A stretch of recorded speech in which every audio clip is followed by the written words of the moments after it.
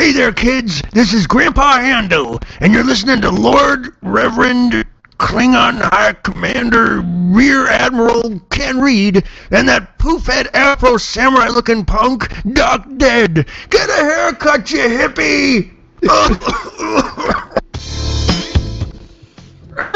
Yeah, that's right, kids. You're listening to Show X on VGWProduction.com from your grandpa, uncle, old man Hando. You just said like you're trying to be ghetto. It is, we needed to use that for some time now, and it is time. So, hey everybody, welcome to the show. It is Sunday, oh gosh, I haven't looked at it. It's July already, gee whiz. I know. Yes, July 6th, 2014, 2 p.m. Eastern and 7 p.m. GMT, and you are listening live. Welcome, Ken. How are you doing today? Oh, I'm fantastic and cheered up even more by that intro. I forgot how funny it is. Yeah, I hadn't heard it for some time, so listening, I was like, Grandpa Hando. So nice, so nice. So hey everybody, welcome to the show, and just want to throw a big shout out there to say happy birthday, Murica. Happy birthday, Murica. 4th of July, fireworks, yeah, red meat, stuff like that. Yeah, good riddance day. Oh, yes. How did I hear it from? Oh, there was a great commercial that I saw on the news or something, whatever station it was, from, I want to believe it was Newcastle, the beer company, where it specifically said, don't celebrate the 4th of July, celebrate the 3rd of July, and celebrate the what if independence hadn't happened in the United States and you were still a British colony. And it was basically saying, think of all the greater things you would have today in America if you still were British. If you were Britain too, you could have had better curse words. Like, and he went into this big rant, the actor sitting there, British actor sitting there saying, like, bloody, and I don't know any of them. There's a whole tirade of them, though, that do sound so much more elegant than my curse words. And went into things about, what's this with drinking all these other things and eating all this stuff? You could have tea. He's sitting there, like, sipping on a little cup of tea instead of having, like, beer after work or something like that thing. So it was entertaining to say, and all basically to say, because you could be drinking Newcastle instead of Budweiser. Which, in all honesty, yeah, I can agree with that. And Sarah, like everybody does with the anti-Budweiser stuff, because bleh. No, admittedly, most of the college beers that we have here in America are piss. They really are, and we need to just stop ignoring that fact and admit it. But coming to us straight out of the IRC, we come in there and Copy says, old man intro is win. And Copy lets me know that Canada Day was July 1st. And Sarah is saying, happy belated Canada Day, or Canada Day, and Mame Limbs Day. So Hando, welcome to the IRC. I don't know if you were here in time to hear the intro that you provided us, but thank you very much for that, since we can't seem to get all of the VTW members together to give us our intro that we've been trying to work on for I don't know how long now? About half a year. Yeah. I think we are, one person short on that one right now?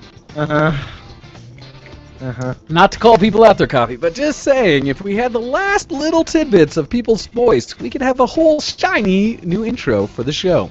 Anyhow, on the top of the show, I want to throw out there, because Ken and I made a point of basically putting it out on our Facebooks, that we ran into this weird phenomena where people we know that we work with, friends of ours, family members even, for some reason don't seem to know or recognize that we do a show on the internets every week. And in doing so, it's weird, because I've had these discussions with friends around work where I'll be talking about stuff. It's like, oh yeah, I talked about it on my show. And they kind of go like, your show, what are you talking about? I don't understand. I was like, how have you known me for this many years and you don't know that I do an internet radio show every Sunday? I know what you're talking about, exactly. I was at work the other day and a guy said to me, so do you game at all? And I was like, I sort of went, yeah, a little bit. And he went, oh, I play quite a lot. I've got Halo. And I was like, right, okay. I'm sure you do. As you put the goggles on of not going to, negate your gaming because of PC Master Race. I just didn't want to go into it because I would just blow up his world, you know. He just Oh, dude, every time I walk around work, we have so many young military guys I run into that I'll overhear conversations, and I have to purposely make sure I don't, like, jump into their conversations. That I don't even know these people while here. Oh, yeah, man, no, I was watching that stuff on E3, and did you hear about that game, whatever, like Evolve or something? Yeah, I don't really know anything about it, but it looked kind of cool. And I really want to jump in there and be like, oh, you're talking about Evolve, so what don't you know about the game? Let me enlighten you. Because we follow these things and know what's going on the interwebs and gaming and all this.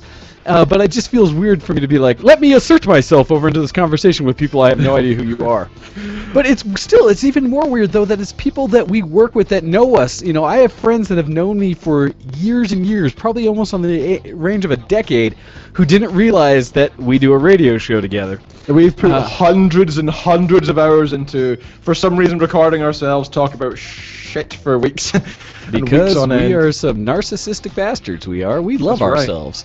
Anyhow, one of the things I wanted to throw out there for everyone, since it is the top of the show, and we always like to talk about the ways that you can get involved with the show and help us out with things. Not only can you get in and jump in the IRC, take any client you have that does IRC, or go to our front page at vtwproductions.com, click on the chat link, and join in the web IRC client where you don't even have to download anything. Jump in, give yourself a name, and join the show live so you can chat with us, and we'll interact with you while we're broadcasting. Otherwise, jump in your favorite IRC client and take it to irc.quakenet.org and join the pound VTW channel. Yes, you're looking at me, Ken. What is that? I was just going to say, be sure not to say anything bad in the IRC, because then it'll be broadcasted onto YouTube. For example, I just said. Oh, yeah, that's what I did. Yes, you wanker. Which, in America, doesn't mean anything to us, so we're like, what? I mean, I understand the context, but it's not really considered vile like it is over there. Yeah, it's like straight. the Well, it's bloody kind of thing. considered Just vile. It's doesn't- kind of more humorous, I think, now. Yeah, I was going to say, for us, we're like, you wanker. That's funny. Ha ha ha. Listen to them British words. Also, I'd like to give a shout out to our one of our sponsors, unofficial sponsors of the day, to Dark Rum. Cheers. Rum. Aye. Be a pirate today with us on VTW Productions and Show X&B. Drinking some rum with us. Anyhow. Hell yeah. And so what I was going to say with that is we tweet out each week that we're doing the show. A lot of you follow the show and listen to us live, and you know that we're doing this. Why don't you share it with your friends also? Because it is amazing that we are a secret amongst our own family and friends. We don't want to be a secret from yours. So please let the world know that you like listening to this silly, silly show we do every week on Sunday. Share it out there. I'm sure you know some other geeks in the world. Heck, share my status on Facebook. Check out the show page on Facebook if you haven't. Like us there. Follow us on the Twitters with the VTW Show X. Follow at GoHex. Follow at DocDead. You get to see all the things that we put out there and be free and happy to share it with everyone you know. All right, with that, if you aren't watching us live, GoHex, you are so wrong for that. If you aren't watching us live, you should be. You can check out the video link in both the IRC and on the Facebook page and the Twitter, where we link out where you can watch us and not just listen to us. Yes, we video ourselves out through the VTW Productions YouTube channel every week as well, so that we are VTW's first regular video show, at least self-contained. I know Geek.io and some others also have some video content they put, but we do it here at VTW on the channel, so check out Versus the World videos on VTW Productions, or on YouTube, sorry. Alright, with that, let's go ahead and jump into the show today and start telling you a little bit about what we like to think is important in our lives and things that we find interesting. So, let's get ready to enter Functional deviations. again! What have you been doing this week that hasn't been so geeky? Somewhat geeky, but I'd like to give a shout out to Roxy first of all, because she's been keeping me company this week when the Roxy? Ventrilo's all quiet, and she jumps in and gives me some attention, and so that's good. So thank you for that, Miss Roxy. Other than that, let's see. I visited Miss Kitten Feature's parents and sisters and grandparents and aunties, etc., while they were in the country because they flew over from the US and because they were meeting the Queen, as you do. Oh, really? Really? Just normally. They just happen to, like, meet the Queen? Just As you any do. particular reason? Have you met the Queen? They're just in a pub and they just saw her, they high-fived and, you know, just had a few shots. It was just a lot of fun. Really? I have not heard that the royal family gets out to the pubs that often. Oh, they're crazy. Did you not see like genuinely? Did you not see the controversy 5 years ago when one of the young princes was wearing a Nazi uniform to like one of these like dress-up parties? No. Which would be okay for anybody else, but because he was like, part of the royal family. It's like, I'm sorry, sir, but do you realize what you're supporting here in the face of all of your citizens? Yeah. We got rid of that and kind of want it to stay dead. Isn't it funny how Nazis will forever be the universal evil in the world?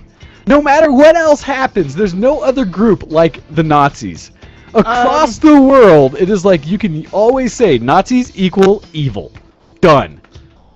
I think there's been more people who have killed people. I think there's been people who have killed more people than Hitler. I think like Genghis Khan killed more. Oh no, there are classic tyrants throughout history that have killed far more people than Hitler did. But doing it in a time frame where it can be covered so well and the whole world can turn against you, that was kind of unique to what the Germans did, and specifically the Nazi party within the Germans. But it's just bizarre to me that of all the other entities out there, no one seems to gain such universal disgrace as being a Nazi. It's just, kids, don't do it. Today, everybody looks down on Nazis. Yeah, they're going to get kind of universal evil, along with... No, I'm not going to say that. Hold that back. Wait, so you say along with religious people? No. No, I wasn't actually going to say that. I was going to... No, I will stop. So yes, I actually want to give a shout out to my grandparents-in-laws for getting their OBE from the Queen for all their charity work. So that's awesome. It's an award of chivalry. It's what it actually is. Aww, look at them being all chivalrous. Yeah, it's pretty cool. It's an Order of the British Empire, so that's pretty badass. Gotta be said. Nice. It's the most junior and most populous order of chivalry in the British and other Commonwealth honour systems, established by George V in 1917. There you go. So that's cool. So I visited them, hung out, had some pizza, and it was good fun. And nice. Then I also... What? I just said nice. Okay. And I also played a lot of guitar. I went out today in the sun and sat and played in my back garden. Wait, did you have your case open for people to walk by and be able to throw money in it if they thought you were good? I'd be very worried if people climbed over my hedge, this really tall, or my huge gate and came into my garden to do that. But no, I did not. And I did stuff and things. That's did you? Did you do stuff and things? Yeah, that sounds very enlightening, Ken. I'm glad that you shared that with us. It's good to know that we've had this kind of insight into your past week. Well, thank you very much for that. I'm assuming then that it's my turn already? I believe so. Darn it, trying to cut and paste things into the notes. Okay, back to me. Yeah, things. So, what did I do this week? Well, as I talked about at the head of the show, we celebrated another birthday here in Murica. Yep, got ourselves a bunch of fireworks and things to blow it up, as well as got a bunch of meat, threw it on some hot surfaces, grilled that thing up just to a point where it was just past pink, just warm enough to consume. Put that in our mouths, became very gluttonous, and had ourselves a celebration of the United States of America. Hey everybody, happy 4th of July. And yes, I know the majority or a large sum of our listeners are not from America, but you should be. And so, it's one of those things that we celebrated our anniversary of when we kicked all y'all tea-loving Brits out of our country and decided we could be ourselves a grown country. And essentially, we blow things up and eat lots of food and get together with family and friends. I, on the other hand, did not. Because I decided, since nobody had invited me out earlier in the week, and this is not a sob story as much as it might sound like, I decided to do the nice upstanding thing at work and chose to go in and work a few shifts so that other people could take the holiday off and spend it with their family and friends. So I did the upstanding company thing. Yay. At the same time, it was nice because I did come sometimes. Yeah. Next year, not so much. It was bad because essentially I did it because nobody had invited me out to any parties. Nobody had really consolidated whether they're having any barbecues or if they're getting together or not until like the day before the 4th. And so I just said, well, okay, if nobody's invited me to anything, I can work instead. And now, granted, I'm doing this for selfish reasons, because on Tuesday I got to go to Waterworld, which for us here in Colorado is one of the premier water extravaganza parks in the United States. Lists as one of the top 10 travel destinations for a water park in America, and is amazing fun. And I got to go there with my friend El Campo because he was celebrating La Campette's, his daughter's 13th birthday, where she is now officially a teenager. Scary, scary, scary, because I've known her since she was like 2. But she wanted to go to Waterworld, take a friend, so we went there. I got pleasantly slightly burnt. But because we went during the week and I got to take a day off since I worked during the holidays, it was actually empty, and I went on all kinds of water rides and had a bunch of fun. Following up with working an additional day, not only did I work the 4th, but I worked the Saturday the 5th, so I worked yesterday. So I have one day off this weekend. Woohoo! But it was so I could be selfish and take this coming Thursday off, although I may not now because we changed the dates. But we are going to go to Waterworld yet again on Friday to celebrate Lieutenant Fork's birthday, which is coming up this week. So with that, I also want to do a shout out and a happy birthday to Lieutenant Fork by saying, Happy birthday, Mrs. President. Mama Russia. Happy birthday to you. So, happy birthday, Lieutenant Fork. Turning a ripe age of, 22 already. And so, in celebration of that, we're going to go out, and I'm going to burn myself some more at Waterworld again this week, which is so much fun. So, it's okay I work those extra days because it means I get to take off time during the week to enjoy it when hopefully not as many people are going to be there. Oh, what else did we do? I ate a lot of food. Came home from work where we ate a lot of food to end up eating more food because that is what we do here in America. And it's funny, I was watching a broadcast on a television channel. It's a news network, English news network for Japan. And I forget the name of it. It's VTV or something like that. Anyhow, but this news network that's a Japanese one, NHK, I think is what it's called. NHK. I think that's it. But when watching it, they were doing a special about the way people eat in the different, and specifically in Japan, how they were doing a special on beef. You know, you're in a colonized world. You guys eat beef, right? We eat raw beef, like from the cow. Like yeah, you just like walk up to the cow. And just, yeah. If we can catch one, but it's quite hard because they've got so much thick fur, Because that's and those cow, tusks, not buffalo. Those cow, tusks, not buffalo. It'd be dangerous, So, but that's the funny thing is they talk about because in Japan beef is kind of a rarity. They've started eating it in much more traditional dishes or kind of all the time in the easier dishes, but they cut it so much thinner than we did. So at the same time, though, in the UK, because we talked about this when you were here for your wedding, and how your father was blown away by the portion sizes here in America. How, an 8-ounce steak to us is like an appetizer. Where for you guys, that's like dinner. That's it. Yeah, that's the whole thing. Yeah. That's all your meat. No, you have lots of potatoes. That's all the meat, yeah. Yeah, I was going to say, because for us, unless you're getting like a 20-ounce steak, you're just not eating. And so we see meat as these big, thick cuts of beef, because we have beef. In Japan, it's quite the opposite. They actually shave their meat down to this level of, like, they were talking about a specific type that they use for a noodle dish that's kind of a standard everyday dish, where the meat has to be specifically between 1.2 and 1.3 millimeters thick per layer. I was like, is that lunch meat? How do you have that as actual food? That doesn't count. Oh my god. But anyhow, watching that, it really threw out in my mind because they had a bunch of different countries talking about how they consume beef. And the stark comparison is they had this young gal from America talking about the portion size we eat. And everywhere else in the country, they talking about how much meat they eat. And no question, in America, we all just consume cows as though they get, we raise them all in our backyard. Everywhere else in the world, beef anyways is a little less available. So I had to do my American duty of eating lots of cow on the 4th, including coming home, and thankfully Tasty Meat is back in town, got himself a job. I'm so happy to have him around again. My buddy from Game Fest, that he made up some little sliders, little like tiny sized burgers that you could just pop like 3 or 4 in burgers. So good, so good. Anyhow, so I will leave it at that. I ate a lot of good food. Unfortunately, I didn't get to see fireworks because I had to work the next day, so I saw a couple people in the neighborhood setting some off and some over the hill on yonder. But I decided to be responsible and try to go to bed on time so I could work a couple 12-hour shifts. So, that's pretty much what I was doing when it came to non-geeky things. So let us look and see if we have some things to talk about geeky. I know we have an email in here. That's just a link. Yeah, okay, we'll get to that in the news section. So with that, we're going to shift our gears over to talk about things a little more geeky. So with that, let's come in here. Are you a geek? Geek cred, level up!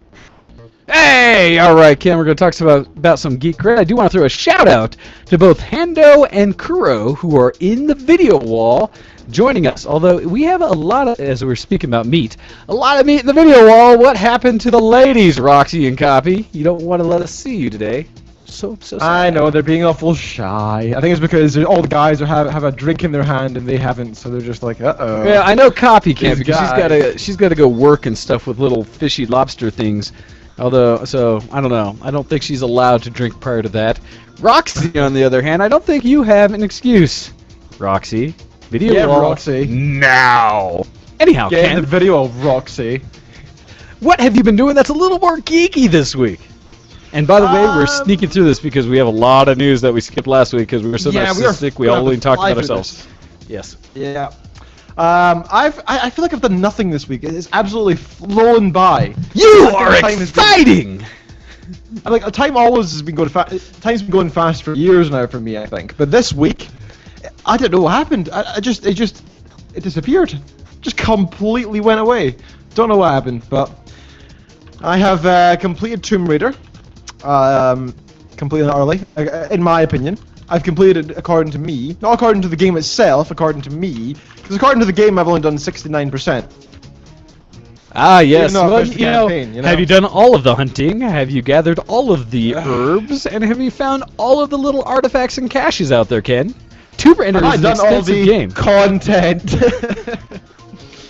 I think a lot of it's actually referring to the multiplayer side of things. I think that's where a large part of that percentage is. And I tried it out with Roxy and Hando this week.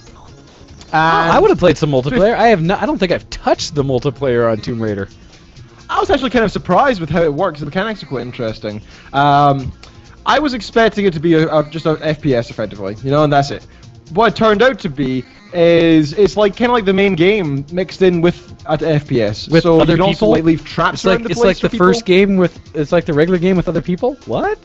Yeah, I know, it's really interesting because most games like this would just make it very watered down. But you can still do it's very much focused on your parkour still. So you can still run around jumping on ropes, you can still climb up these walls, etc. And you can still leave traps in the lights around, which is quite interesting. You do have less weapons than normal, and I think that's fair enough because if everybody had every weapon, it'd be kind of a dull game. There's actually an RPG element in it, and you have to unlock the weapons through collecting scrap inside the multiplayer games as well. So there's like a leveling system and everything too. It's as if they expect people to actually play this multiplayer and not just to be like a feature that technically exists, Something so they can say that they've done it. multiplayer is also like supported. Yeah, apparently. I don't know how many people play it, and I guess not many, because I have a feeling that even though there's like 20 maps or so, it must get a bit dull after a while. They're not big maps, let's say. Aww. But we had a lot of fun. We had 2 games. First game, I think I went 12 to 2 to 3. I don't mean kills, death, assists. I mean I have had no 12. idea what those numbers are for. Yes. Yeah, I had 12 kills. Roxy had 3, and Hando had 2. Gotcha. And then the second game, it was a bit better. I think I had like 14. Then they were on like 6 and 5. So they caught up a little bit more. But to be fair, I just finished the campaign, so I just did like the hardest level of the game. Yeah. So you've been playing it, and you were kind of like, "This is fluid and natural for me. I know what I'm doing." Yeah. Not a problem. And as Roxy says in the IRC, that is up until the point where she came up behind me and killed me with a pickaxe into the back of my skull. The rock axe, the climbing axe, yes. Yeah. So I was standing there at the top of this this hill or something, and I was looking down. And I saw Hando. I was like, I've got him in my sights, and I let go, and it went forward, and it sliced through his stomach, and he was almost dead. I knocked another arrow, pulled it out, and pickaxe to the back of the head. Damn it, Roxy. Aww. So that was one of her 4 kills. So. But it was a She was very memorable happy with kill, and that's all that matters. So well done, Roxy. You did well. Well done. Oh, listen, you all condescending like that. Ken is really mad, Roxy, that you were able to sneak up behind him and put an axe in his head. Hey, I got so many double kills that game. I was just like, I had fun. So other than Tomb Raider, yeah, I really enjoyed Tomb Raider. I think the only things I didn't enjoy with Tomb Raider is it felt too supernatural. Like I feel like in other games there were supernatural elements, but they weren't excessive. I feel like in this one it was like you met a god effectively. Well, the only things that this Tomb Raider game really focused on was the weather being kind of this thing controlled by some entity out there. So yeah, that was kind of a godlike feature, as well as the big stone creatures or whatever, the guardians that were out there. But other than that, it really wasn't so bad. Those were really, for me, the only two elements that were kind of, supernatural, if you will. And Tomb Raider's always kind of gotten into that edge of science to kind of religious type of discussions of what kind of things happen. I didn't think it was that bad. Yeah, that's true. Well, it was definitely a good game. I don't know if I particularly enjoyed the story in general because of the excessive supernatural elements, in my opinion. But I still enjoyed it. Religion, kids. You gotta be careful with that in your video games. Yeah. I just think I really enjoyed how much a badass Lara was. They made it so excessive. Like, oh, she fell down to a level that would kill her 17,000 times, got stabbed a few times, bleeding excessively, no problem. She just gets up and gets on with it. Well, you say no problem. She does kind of, she does lean over and shuffle along with holding her side when she's taking, a piece of rebarb or rock or something through her, gut, essentially. So it's not like she's just, running about amok as though it doesn't hinder her. She definitely feels the pain because this is her introductory story to say that she wasn't a badass at the beginning, but by the end, oh yeah. And which I do advise to anyone who plays Tomb Raider, and go get it on sale. It's such a good game that if you're ever unsure what the developers put into the game to see how much care they put into it, let one of those sequences, the little what are those games called? The QuickTime games, the little QuickTime actions. Yeah. Let one of those fail and see how horribly Laura dies, and you will have a new appreciation for the game. Yeah, I was thinking about this yesterday, actually, just before I completed it. I was like, I've done that so many times through the game. I'm just like, oh, I wonder what would happen if I jumped off here into this pit of death. And they've done so much. Like, they must have put tens, hundreds of hours into just focusing on if the player dies here, how will we do it? And it's just animations. They're just so great. Well, because the first one I ever read into it, I think it's on my video on my Twitch stream or whatever that I had done, and the video I have of it where I was first playing it was I was going through the QuickTime events where I was dodging the first. It was early in the game where you're going through a slide and the rocks are coming around. You have to dodge around and kind of whatever. But one of it was you had to sneak under this rock that was about to fall. And I don't know if I just hit it wrong or if I purposely was like, really? What's going to happen? But let's just say that rock definitely comes falling down, and Laura becomes a lot thinner in the face. And it was horrible. I stopped and was like, oh god, that's so bad. Yeah, there was one point where I can't remember, it was like a boss mob or something, and I just left. I was just like, I wonder what would happen if I let him kill me. And I just stood still, like that. It came over, and he just picks up this rock and starts beating her face in, and I'm just like, no!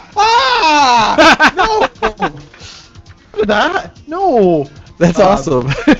Yeah, it was. It was pretty freaking epic. Really. So yeah, the game's freaking awesome. Really, really fun. I both wish it was longer, but I wish there was more variety. The island's very kind of samey, I think, as well.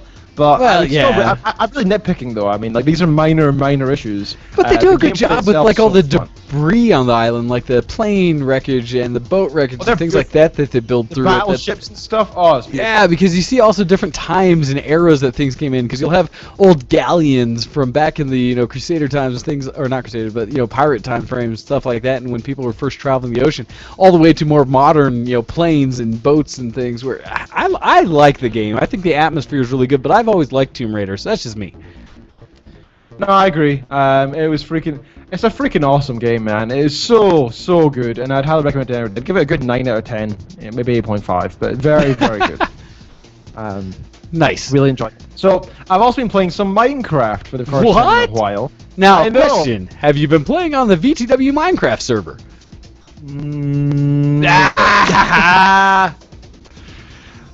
So I kind of went out and made my own little server again. I like it to be a blank You plate, just man. felt that you had to be god of your own realm. I understand. I didn't have those admin rights, man. What am I going to do without them? Oh, come on. You don't think you could wrangle some admin rights on the VTW server? Good, yeah, but I used to have them. I don't know if I still do, actually, but I don't know. I just like the blank slate, you know? I like to be able to go in there and just explore all this place for myself. I remember when I first started playing the VTW server, yeah, playing with the guys is a lot of fun, and that's great for a lot of people. But for me, I was like, oh, I wonder what's in that tunnel, and I go in and be like, oh, somebody put some torches here. No, all the ore's gone, and they've already taken it. Cool. I'm gonna go look over there. That looks like oh wait, somebody's built here. You know, and that's fun to play together and build together. But I want to be there at the start of it, not the end. Aww. I understand. It's okay, Ken. But yes, Minecraft. It's good that a game's still running amok.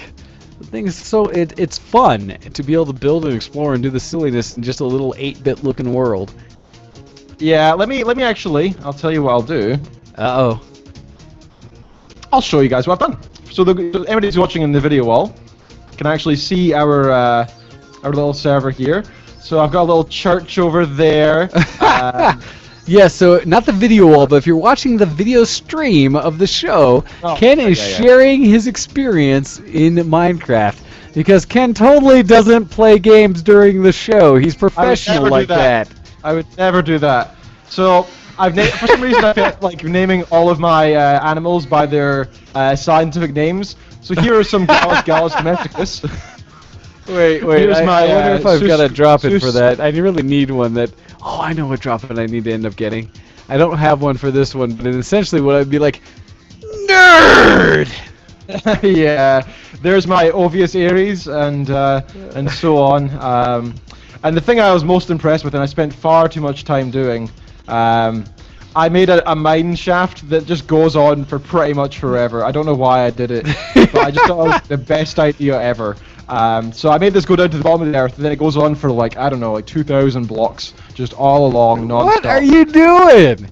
I'm know. always entertained by the randomness of what people come up with in Minecraft because it's just what they find as being fun. And I know, it makes me laugh. No, I love it. It's hilarious. You see, I don't like building that much, so I'm the kind of guy who likes to just go around and explore more than anything. And that gets annoying for other people on the server, I can imagine, because they play with me and then they're doing all the building, and I'm just like, okay, I'm going away now, bye, I'm going to go explore somewhere. But I decided to play the Scotsman in this one, so there's my skin. Yeah. Nice. Oh, look at you.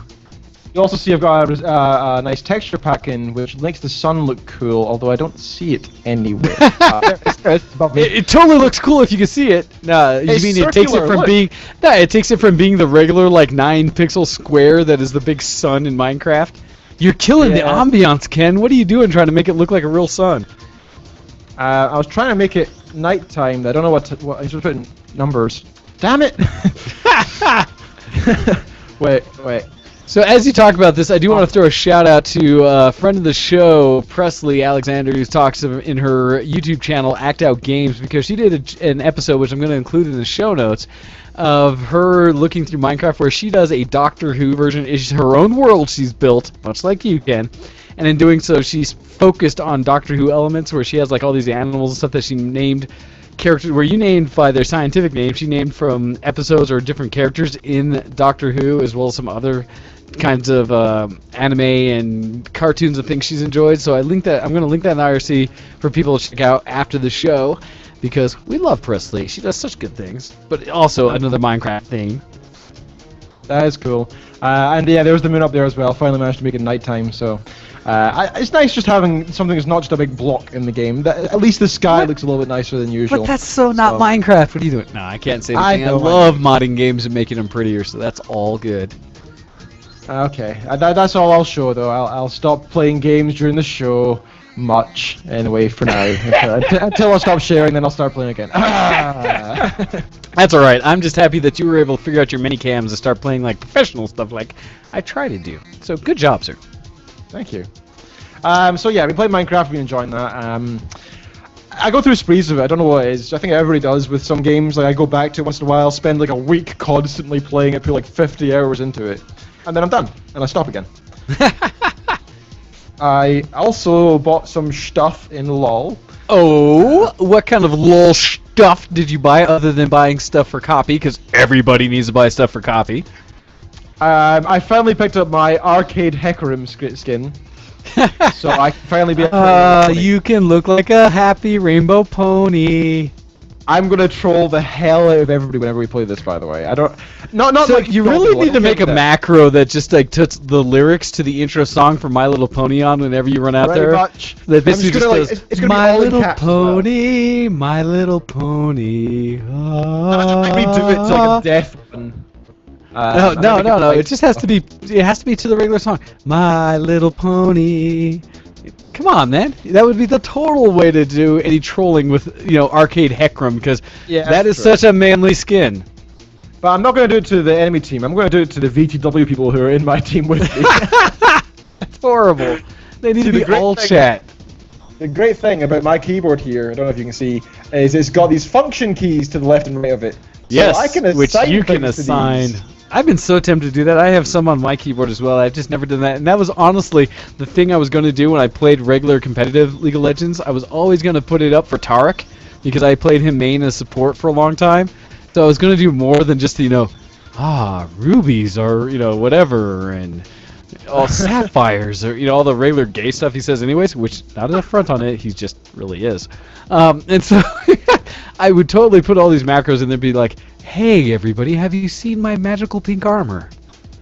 Just You constantly don't in play all as the Pink caps. Power Ranger, do you? Oh, absolutely, with the leg warmers and everything. That's the only skin that matters. The what is it? The Age of Legends or Age of something Tarek? That's the only skin that is Tarek. Suppose. It's the same thing with me and Heckram, isn't it? We should have a team made of these characters. All troll skin team. Actually, that'd be kind of hilarious. I'd be up for that. I know, right? Just everything's pink and like girly, and Well, the then we'll beautiful wreck thing them. is anyone can play Ezreal, and it doesn't matter what skin you play. It's in theme. That's true. No, to be fair, Pulsefire Ezreal does look kind of cool. I would give him that. Oh, come on. All Ezreal is meh. Pulsefire one is pretty cool. So speaking of LoL, yeah, I played Ezreal today in an ARAM actually. And I never really used him ever because I didn't, for some Okay. reason, didn't feel comfortable playing with him. I think it's his playstyle. I don't really, no, I really am a big fan of Ezreal. I like mages and everything, but I just think he's a bit dull. So I finally actually got to play him in an ARAM today, and I actually had a lot of fun. I stacked him with AP as one of the guides online recommended, and I went like some crazy score at the end, like 25-4 or something. Because it just means that my ultimate was like super powerful, so I'd throw it down the lane and just destroy everybody. People were raging on the enemy team. Well, because just going, Heckram could just basically he can man mode into any fight. He is one of the best, like, initiators in the game, where he's just like, boom, I got this, run right in, roar! Plus that double flash, oof, pretty insane. I also picked up, let's see, who did I pick up in the past 2 weeks? Katarina, because I actually didn't have her somehow. That's and what I I've say, never actually Katarina played is her either. surprisingly fun. Yeah, I know. I really enjoy her ultimate, especially in ARAMs, because it's a lot of fun. She can just go in and absolutely decimate the entire enemy team so long as they're like half health or so. You can just make use of all that AP, and she has all those resets, so she's insane. I've also been stacking up my runes again because I decided I need to redo them, and I've got 4 pages which are complete. I've wasted like all my IP on runes for some reason. I also picked up Xin Zhao, which is Diggy's favorite champion. Braum, the new support. Now, I suppose I should talk about him since he is a new support. His passive is called the concussive blows or something. And whenever he hits anything, at that point, any champion can then hit that target. And if it hits 3 or 4 times within a few seconds, they get stunned. That's insanely powerful because people will say stuns are overpowered in any game, right? So if he can just stun with his normal attacks, you could build him like attack speed and just go over and go bam bam bam, stun, bam bam bam, stun. Of course you wouldn't really build a support with attack speed, but he's a lot of fun. He's a very powerful tank. He can jump back and forth, but he is definitely a tank. You can't just use him to dive into a fight and actually expect to get many kills with him. At least But that's what I Heckram expect. could do a surprising amount of damage if you're just That's like... true. It That's depends true. on where We're you get talking- in there, because people underestimate him, and he's really good. What? Yep, that's true. But we're talking about Braum. Oh, Braum! I don't know. Braum's pure tank. Yes, I was Yeah, off that's air safe. because I had to do bio break in an emergency sense. Holy crap! Too much drink too quickly. It's okay. I haven't played also- Braum in an actual game. I've only played him like once or twice in an ARAM, and that's about it. It's a bit dull though. Like you do feel a bit cool when you like use your shield throw and you jump in front of something. He Like, just "I will protects take someone the at the damage." end. Yes. Yeah. No, it's funny badass, 'cause- and you're like, oh wait, I don't like taking damage. So it's funny, the IRC copy jumps in there and says, why am I the only LoL player ever who shows Ezreal any love? That's not true. He does tons of damage. He just has the worst voice packs in animation. He looks so bad. And then she follows up by, not reinforcing the issue at all by saying, my LoL roster will eventually be all of the female champions and Ezreal. Exactly, copy. Exactly. Accurate. He's probably the most camp. Is he the most camp apart from maybe Tarek? I think. Well, so the key is Tarek is openly, basically the gay character in the game, where Ezreal just says very gay things. Yeah. I like Braum's character. I think he's like a really manly man, and he's a really nice guy. He's like, I read his backstory and stuff, and he's like known for saving children from hills and they get stuck in stuff. And he's just like a total cool, nice guy, and I like that. No, so the fact that his intro video is him protecting the Poro. I've actually seen the YouTube video. Oh, you haven't seen the video where it was an animation? It wasn't like his video thing, but it was the first like teaser of Braum, where it shows like this Puro getting in the middle of combat, not knowing what was going on, and stuff going everywhere, and then him jumping in and protecting against this volley of arrows and stuff coming in, and it's like protecting the Puro because it's. Oh, I think I can see that. Yeah. I want to look at it again though. Oh yeah, I do remember that. I have seen it. Yeah, he's cool. He is the freaking man. Like I say, he's not as fun as I hoped, but he's still a good, solid support. Picked up another couple of skins for Ashe. Picked up Jinx because I tried her the first time. How could you not have owned Jinx yet, Ken? For as much lust as you provide a single, in-game character anywhere in any game, how did you not already have the digital IP that is Jinx? I don't understand. I don't know, I just didn't have her, I never even played her, I never even had an ARAM or anything, And I picked her up in an ARAM randomly, because it was free to play last week on Monday or so, for her. And, yeah, she can do some freaking damage, man. Oh my lord. Dude, I was just in a ARAM with Mighty Stoner before the show, and we had a Jinx that was just raping us because no one seemed to be able to concentrate, and me being, gosh, I was some tank. Oh, I was Nautilus. I couldn't do really anything but try to disrupt everyone. Actually, I like Nautilus, though. But yeah, no, that Jinx was just like powering us to no end. Yeah, she is really fun. I don't like how slow she is in terms of attack speed, but she makes up for it in terms of just pure damage, and in terms of her long Q, so she can just aim across the map and just go every like 5 seconds and snipe folk. I didn't realize quite how large that range was on her. It's insane. Yeah, she does have a bit of reach out and get you. Yeah, but put it this way, I played her for the first time, not really sure what to build, and I came out with some ridiculous score on her as well. She is just awesome fun. She's clearly made to be like one of the most powerful ADs out there. She is very strong. It is ridiculous. Alright. So, other than LOL stuff, what have you been up to? Well, the last few ones I picked up was Elise, Misfortune, and Fizz, who I also don't play much of, and that's kind of why I picked them. I say, Misfortune I really enjoy. Fizz is challenging, but can be surprisingly damaged. Lots of damage you can pull out. And Elise takes more skill than I'm willing to put effort into.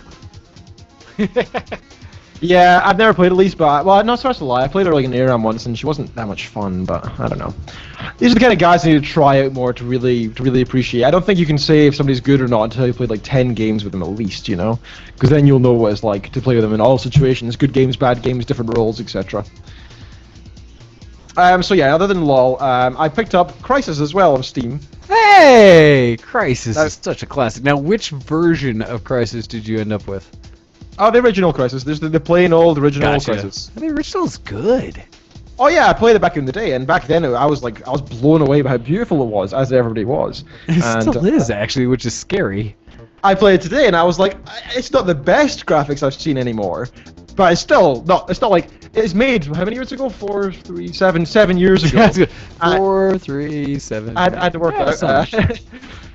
And I kind of expected worse, but. Yeah, still stands up to today's standards, and the gameplay is still fun. I kind of forgot about this, but in Crysis 2, when you play the game, they made it a bit easier. Instead of the suit having these different powers, and they're like different, and you have to choose different modes. Yeah, to have specifically completely different. Yeah, in 2 and 3 they actually made it so that's kind of got defaults. Yeah. So Well, now you especially like the actually- sprinting mode, you don't have to choose fast mode. You just hit shift and sprint, and it automatically It's- takes energy. I missed that because the sprinting mode in Crisis 1 was so much fun. You press shift and you just go flying down the road. But the thing is, you run out of energy in about 3 seconds. But Oh, it's, though you can just fly around the enemies and just But do whatever see, you want. Crisis was such a good game because it let you play the game however you wanted to. You got to just choose if you want to go in all tank mode, armor, and just kill stuff. Or if you like, for me, I play most games very stealthy. Go in there, silencer on all my guns, and just kind of pop people in the back of the head. So much fun. But that's the thing, yeah, the so- game lets you play however the heck you want. You don't even have to kill everybody. You can just get through objectives. Hey, really good design. That's true. So I like ran into a base today and I was sneaking towards it, like kneeling down and like shimmying through the bushes and stuff. And the guy said to me over the headset, "All right, soldier, go in and stealth kill these enemies. Don't let them know you're there." And that just pissed me off. I was like, well, I can't do that anymore. So I got in one of their cars, blared the horn, ran towards them, and just pulled them all over. Great fun. And I also activated strength mode, picked one up, and threw him into the ocean. You know, awesome. Yes. You see, they need to have more games like that that really let you just play it how you want. The goal is to get through the game, but hey, if you want to be quiet, cool. If you want to just kill everything, by all means, go kill everything. I love those games. They sort of did what Halo never did with the suit, you know? Because in Halo, you just had a shield, and that's all the suit was a little bit extra shield. In Crisis, this suit is like, it's your main thing. It's your second You could skin. put- It's everything in that game. You play the whole game without guns, honestly. That's how That'd be powerful the suit is. crazy. Really Yes, just picking people up and punching them, power punching people, which is like instant death. Just, I power punch, there goes your head. If you normal punch, Fun. it takes 3 hits though, so it's fair, really. Yeah, well, I mean, you're still in an augmented suit regardless. Yeah. Very true. So yeah, I picked that up today because it was £2 on Steam, and Nice. I played that for like 30 minutes and enjoyed the nostalgia. But other than that, I think that's all I've been up to in terms of geek Alright. this week. So what about you, my man? Let's see, since we're going on our normal time frame, let's see if I can get through all my geek cred and still get to the emails we've had come in. So, what have I been up to? Like I said, I mentioned I had thrown in the link to the Act Out Games Minecraft talking about Doctor Who that Presley put in there. I've been playing a little bit of Banished due to the Steam sales, and I have yet to figure that damn game out. I don't know how to produce enough food to not kill off everyone in my town. So I should probably go through a tutorial or something. The VTW clan has been strong yet again in Black Ops 2, as we continue to do. It's been a lot of fun. We almost got a full showing for once, but not quite everyone is at once. We had everyone playing within one day that was in the clan, but not everyone on together.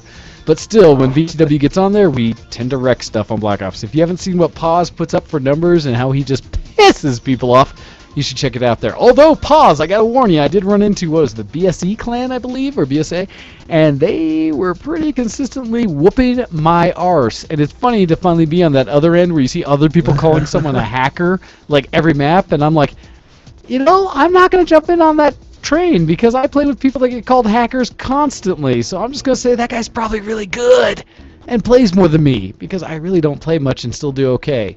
Which makes me think there's a lot of people out there that play more and really suck.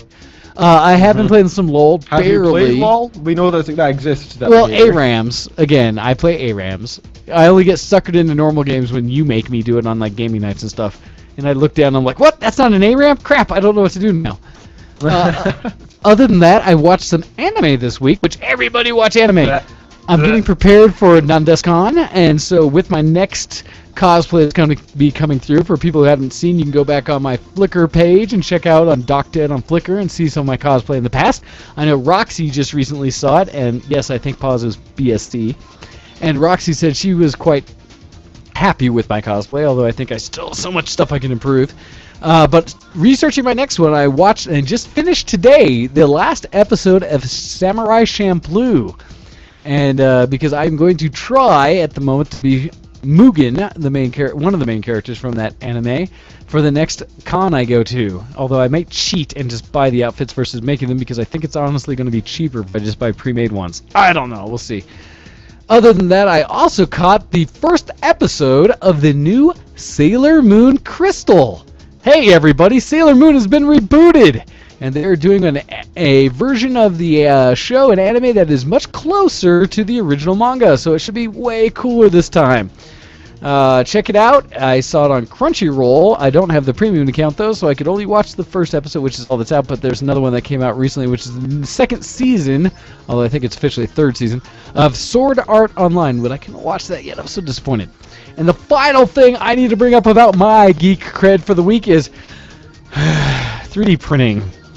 Oh God, is 3D printing still not a commercial thing? Unless maybe you get a MakerBot, because my Robo 3D has been giving me so many issues.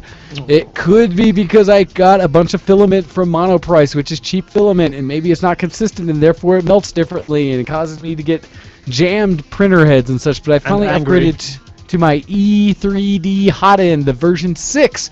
Which is supposed to be so much better, but the more I read about it, the more people I run into that have been having equally lots of jams with it. I printed one thing with my new hothead before it jammed, and now I don't know how to clean it all out. I need to get like small drill bits or something to clean out all the plastic. So not happy with that.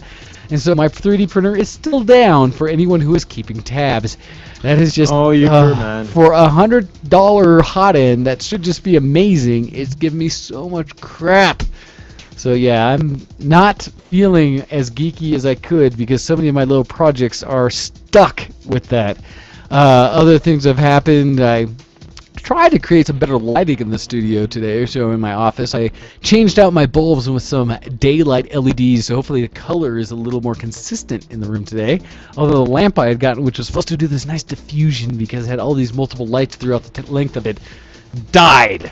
And probably my fault, but I don't know, so I have to replace that with, or give it back to IKEA, you bastards. One of the few expensive things at IKEA, and I can't believe it. Other than that, I think that's pretty much You've not been having much luck with tech and electronics lately, have you, sir? I just break stuff. I don't know. It's one of those weird things where my emotions tend to ride in a whole roller coaster when it comes to how successful I've been with any of my projects lately. And as of late, I haven't had all that much success. So what a down, lie! What Doc a Dead complete is and utter down. lie! What? What? 2 words. Shepherd book. Shepherd book is a done thing. I still need to improve it, and I That made... was a project. Gosh, that was a gotta double project. check. That's cosplay. Yeah, but And- my cosplay happened like a month ago. I already did that. Now I'm on the new projects already. I just told Roxy about that yesterday as well, by the way, that you got the Yeah. retweet from Nathan Fillion, and she was like geeking out. She did was comment just like, on that. She did kind of say that was cool, and admittedly, I enjoyed doing that and getting the tweet. Although it wasn't anything about me, it was about all the cute pin-up style girls that were playing versions of the crew. Not the book by any means. I was not the draw. I was just lucky enough to be snatched up and thrown in the middle. No, no, I disagree, sir. You are a big part of that. People were commenting on it saying that book is awesome. Who is that guy? I have gotten many comments on how well I did book, which makes me happy because the other books I've seen were not, in my opinion, all that great. But I may be biased because me. So yeah. Anyhow, like I said, that's about all I have. That was really geeky this week. We have some emails to talk about some other geek. So with that, I want to jump into our weekly copy mail. So this coming to us from the Copster saying, "Greetings," and let's see if this is expanded yet. Nope, it hasn't. Dr. Lord Reverend and, oh, it has, and Bachelor of Science, Kenneth Neal Reed II and Mr. Wayne. Not much to talk about today. End, I said copy. Hey, we talked about this, and she fitted in there just nice. You shush. And not much time to stick around. I work 4 to 9 today, but there will be other opportunities for gaming once Con Bravo is over. I did play an interesting game of Torchlight 2 with Jolly and friends. We were practicing a hardcore run on veteran mode. I don't think I've ever done that. Before they go about actually streaming the thing, only one person died and it wasn't me. I usually play Elite because anything less than maximum difficulty is just silly, but a hardcore game wouldn't last very long and nobody wants to watch that. You can also tell how old this particular group is because they use the names Djibouti, Derriere, and the not so clever Butt Pun. My traditional naming convention didn't quite fit in, so I made a new character and called her Ashara to gain the party approval. Young people like me, I'm still cool, ha! Which is all true for what you can play through a game of Magic or of Magica, unless you're playing with Ken. you know, because he just cheats and kills everyone. So yeah, in Torchlight 2, cheat. I see you make it. You are so bad in I don't cheat. Magicka. How do, I don't. You appreciate make that, it sir. I do not terrible cheat. for everyone. Yes, you do. That's not cheating. Time bad. Time for more That's winning. costuming before work. Then paper mache after work. Then last minute grind on Monday. Then sad little 5 to 9 shift on Tuesday. Then someone remind me to record stuff on Wednesday and Thursday when I have access to Jolly's Yeti. So yeah, record stuff. We need a new intro. More stuff to ramble on about, but I forget. Oh yeah, the Wandering Druid copy is 4 quests away from level 90. Watch in awe as she doesn't level until next month. Much love from the original copy. P.S. I didn't email the show last week with my list of Steam sale purchases, but I posted it all in the forum. If I put it in a copy mail, we'd be here all day. Yes, no doubt, I copy, read because that, you don't actually. just That's- buy it for was insane. yourself. You buy for everyone. So bad. All right, sir, would you like to pick up the next one? Because even though he's not in the IRC, apparently he's participating through email. Avast ye scurvy dogs, Wayne and Ken. Pirate mighty stoner be pillaging your loots with a pentacle. Okay, back to the world of normal. Seriously, I have to thank you both, as well as Mr. I would have said MR as if. I know. When I read that, I about said MR because it's both capital. Yeah. What? Magic resistance Hondo. Magic Resist Hando and Pause 2142 for all your guidance and suggestions, as I am getting close to ordering my new PC, and it's currently sat at £2,500 Damn. or Man. $4,200. Guess who lives with his parents and has a job? Which is machine. Let's see. Machine, monitor, and accessories. Again, thank you. Can I with get all this to the- work? Let's see. I won't, you piece of crap. Darn it. Darn it! I was so trying to do a drop in that I have to refix because of crap. If you're trying to drop it, don't draw attention to the fact you're trying to do it. Just Well, do I it, tried to do it and then- it failed, and so then I had to say I was trying to do it because it failed. And so... Yeah, but it's because you drew attention to it. If you just went, boop, drop in, or nothing, it'd be fine. But the fact you went, I'll try this one. Wait. Kids these days and their crazy language, am I right? That one works. There you go. Bam. Yes, that was so fluid, I'm impressed. So, yes, he says he's getting a new computer, and that's pretty cool. I wish I could spend that kind of money on a computer. Jeez, Stoner, you've been doing well with your cash. I was going to say, I can't even spend that kind of money on a computer these days. What? I know. That's like a once in every 5 years kind of purchase, isn't it? So Not even good that for you, me. I'm Stoner. still running on my i7-920, which is at least, God, what was that? I figured I was like 6 or 7 years old. I don't know now. Too old. I have an i5. Thank you for some. So with Anyway, that, we should so probably that's all the invite emails, some I believe. people to call us in if they were actually planning to. I know both the Hando and the Cupcheck wanted to come in and say, hey! So if either of you want to jump in and join us on the VTW show's Skype call-in so that you can join the show, just jump in and give us a call. You can click the link on the front page at vtwproductions.com. Although it seems to jack up my video the way I set you up because I don't know how to deal with multiple people yet. Damn it! Anyhow, as we continue on, I think that's all we have for the official Geek Cred this week. I believe so. No doubt I'll think of something in half an hour's time and bring it up randomly, but we'll wait till then. Well, with that then, maybe we should jump into a break. And that way, people like me can go do bio things and such, although I already did so. In this case, refresh a drink so that you can have a more even-keeled show. Is that how that works? I don't know. I'm horrible when I've been drinking on the show. Alright, let me pick some music, and that way we can throw it in there. Let's see. Darn it, I wish Skype would give me more control on what I was doing as I get ready to set us up for the break, and everybody decides to jump in just like I said. Alright, I need to find music before I jump us out of here. Otherwise, this will be a very short break. These are the things I didn't do when I should have. I am a bad host. So, hey, look! I can cheat and pick one of these songs. Haha! Something that's actually legal and won't get me kicked on the internets for doing other people's music. So with that, we will be right back after these Well, after this musical break from our friends Edifice and the song Open Door. Check them out on iTunes if you would like to pick up their music. All right, we'll be right back. You've been listening to Show X on VTWProductions.com, and join us back here shortly. Oh, you piece of...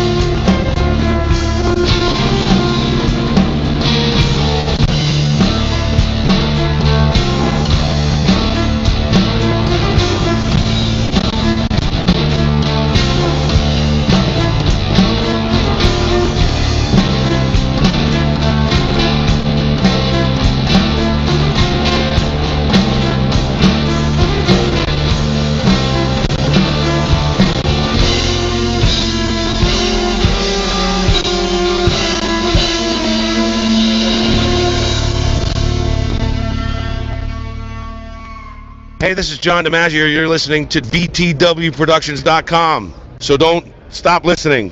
Continue to listen. Why are you not listening? Wait a minute. What? Send in your emails to showx@vtwproductions.com.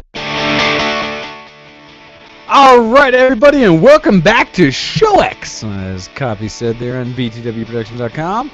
And feel free to talk to us in the IRC and send us emails and let us know what you've been up to in the last weeks. So we are joined now by two guests who wanted to talk about a few things in this Geek Cred section before we get to the Geekoscope. Start things off because he asked first. Cup check, our friend Will. What have you been up to and what are you calling to talk to us about this week? Yo, what's up, people?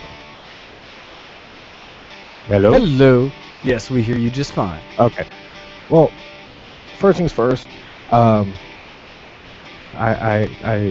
wanted to call in initially to share more convention stories. Because Yes, talk to us according about you- conventions. Well, according to you felt so proud of me, and I was like, okay. But there was a convention here in town called GameCon, and it no longer exists. But the funny thing about it is that the con was created by a couple of people who barbecued on New Year's Day and got with a whole bunch of friends and ate, became well fed and completely inebriated. Well, it got turned into a full-blown con, and I think it was maybe about 2008. That was the first year that I went to conventions, let alone the first con ever. And GameCon was double booked. It was Wow. double booked with the Southern, what was the exact? Alcoholics Anonymous. Oh, what? So, GamesCon and Alcoholics, totally not the same thing? Well, it was really interesting because since the con promotes heavy amounts of drinking, it So you're saying they're kind of opposite. Oh yeah. It was kind of one of those things of opposites attract, so to speak. And a buddy of mine, Shorty, who happens to be dubbed the convention alcoholic, almost got someone to jump the rail. Oh, wow. That's horrible. I mean, we didn't even know it was double booked until the following day, day 2 of the con, that Saturday. And we were seeing people walking around flipping their coins to remind themselves not to drink. And I was like, hey, what are the coins for? It's oh, it's my 1 year. I'm just trying not to drink. I was like, oh, are you kidding? We got double booked with Alcoholics Anonymous. That is horrible. Wow. Also, hello. This is a good topic to jump back into. Hello, guys. Ah, you're here again. I was Yep, gonna say, just all kept I telling me I did was was- on hold. Don't know why I did there. I was gonna say, all I did was add them to the call. I don't know why you went away on me. Yay! Well- I see you now. It was me. He went away because of me. That's all that was. Which you guys can turn on video too if you're actually using minicams or something like that, because everyone will be able to see, but you don't have to. It's okay. So continue. You were double booked with Alcoholics Anonymous at Gamescom, which just sounds terrible. Yeah, what was really funny about it was that the convention itself doesn't have a policy about open alcoholic beverages on the floor. So Okay. it's they had to walk by the game room to go to a smoker's patio or go to the elevator or whatnot. Well, they would walk past the game room, look to the left, only to see dozens, if not hundreds, of people playing board games and drinking. Woohoo! So they were jealous. I wouldn't say jealous per se, but it was just kind of the worst double book ever. Yeah, it doesn't sound like it's not your fault, obviously, and you guys shouldn't feel guilty about what you're doing. You booked that weekend, and you were there to have fun, and it's not their fault either. I mean, it's not their fault that they were alcoholics and trying to recover. I mean, great on them and everything. Yeah, but what- but who's you should in have charge definitely of the toasted convention? them. You should definitely have toasted them for that. Oh, we did. We did. But who's Congratulations in on your charge of 1 year. the? Who was in charge of the actual property? Because they should have gotten in a lot of trouble for that. I mean, that's pretty bad. Holiday Inn. Yeah, that's ridiculous. They should know better than that. I mean, Hey, that's come on. From a venue's perspective, they don't really care who they book. They're like, hey, you want to pay us money to bring a lot of people here? Sure! Yep, there's a conflict between who we're booking here. That's on you. Yeah, I mean, all that they had was like a small part of the main ballroom, and then we had the entire rest of the first floor, and it's including some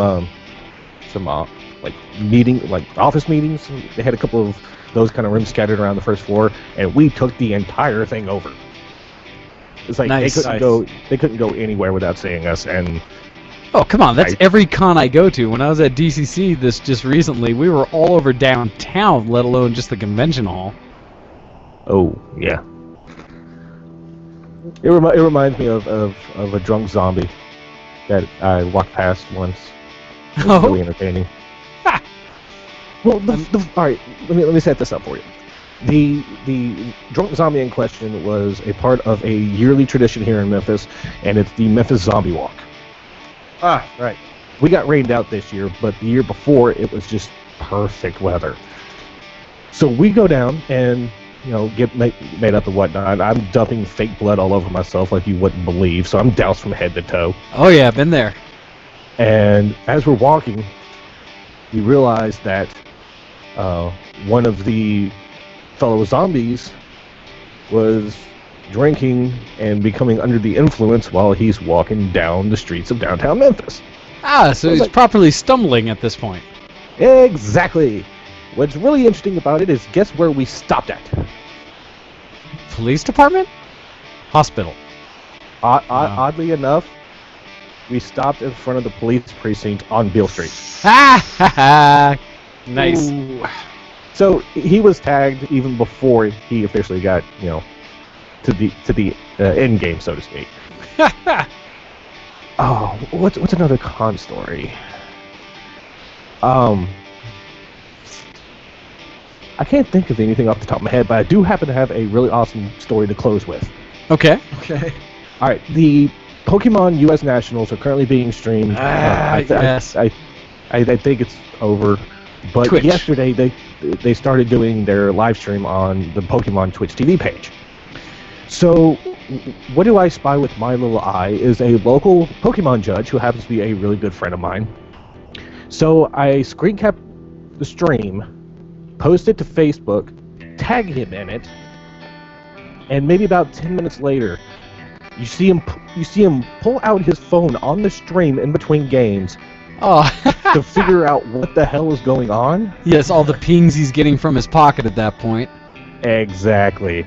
He turns off his phone, and then he comes back and it's like, yeah, just out of curiosity, were you the one that posted the picture? It's like, yes, I was.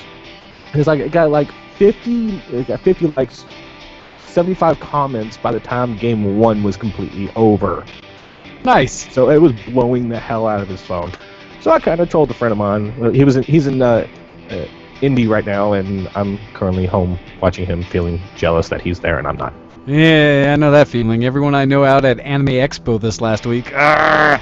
Oh, poor you guys in the US where you can actually go to cons. Oh, poor you guys. What? Don't you guys have cons? Oh, Yeah, that's there's right. like all seven people show up. It's great. And then we get PAX South, and I'm happy. Yeah. Screw Prime, screw Boston. We got one in the South. Ah, Prime is good. Prime is fun. Although I really want to go to Aussie. Aussie? Oh, Yes. that's right. PAX. Yes, PAX Australia. Are you kidding? That'd be amazing. I would totally hang out with the BTW crew there. That'd be so much fun. I don't know about that. It's like I keep telling everyone, I have no idea about this feeling because I've never been to a quote-unquote big con. But the closest I've ever gotten to a huge convention was the Screw Attack Gaming Convention when I went back in 08. Okay. But you go, like, I have this weird feeling like if you start off small, like your Denver Comic Con, your Memphis Comic Con Fantasy, and stuff that's local, and then you go big, your expectations of the home cons are going to be so high. Oh yeah. No.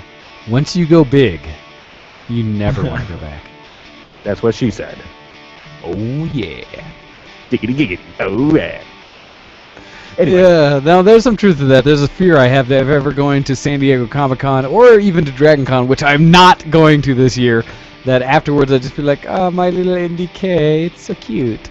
Do you really go to Dragon Con? No, I have yet to. Ari wants me to go like nobody's business, and I was going to go this year because I know a lot of people that'll be there, including Gnome-Wise from the Casuals. And I was going to make it happen, but I have far too many things happening in September. I just can't afford to do that many cons at once, and still go and visit Ken in Scotland at some point. So, no. Oh yeah, I forgot. You gotta go visit the co-host. Hey, I'm like my very own con over here. Thank you very much. Who needs money or drinks? Hey, apparently you are, since we're going to be cosplaying as Scottish people and such wearing kilts again. Although me doing the worm in a kilt will be an entirely different experience. Yeah, there's about 9 million people cosplaying at once. Well, you said that only 7 people show up for cons in Scotland, so all you need is 5 more. That's true. Also, I had an interesting statistic that I found online the other day that is ridiculous. If you go into the Wikipedia for Scottish people and see where they're all Do you located, just see a liver that is being destroyed? What do you see when you go to the Wikipedia for Scottish people? No. You look at the numbers of people, and you'll see that there's 1 million Scottish people in Australia, 700,000 in England, 700,000 in Northern Ireland, etc., etc. And then at the very top, second place actually, is Scotland with 4,400,000. And in first place, for people who claim that they are Scottish, there are 6 million people in the US. Yeah! I didn't know that. There America. are more Scottish people in America than in Scotland, apparently. Wait, I can just go. Objective complete. That's right, America. America. How can you be That's so right. proud of being American, but call yourself Scottish? Oh no, you don't understand.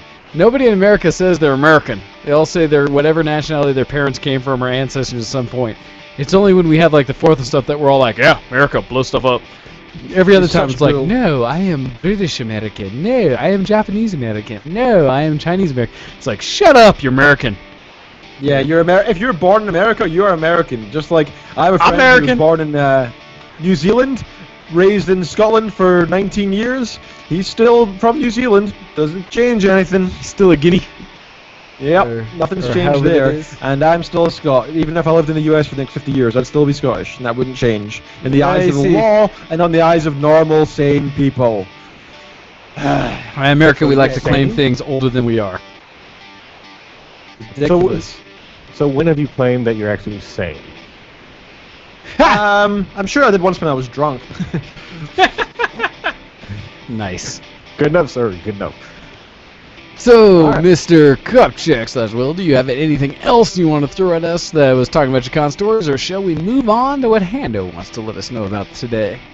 I checked Origin. They're doing this free game, the free game pass or whatever. Giving out free copies. A couple months ago, they're giving out copies, but I thought there's only one copy. Think of the possibilities. The possibilities. I don't think I'm allowed to. My government would come back at me. Well, you can print out a copy on your 3D printer whenever you get that. Back Only if it was actually working, and it's not. Yeah. Okay.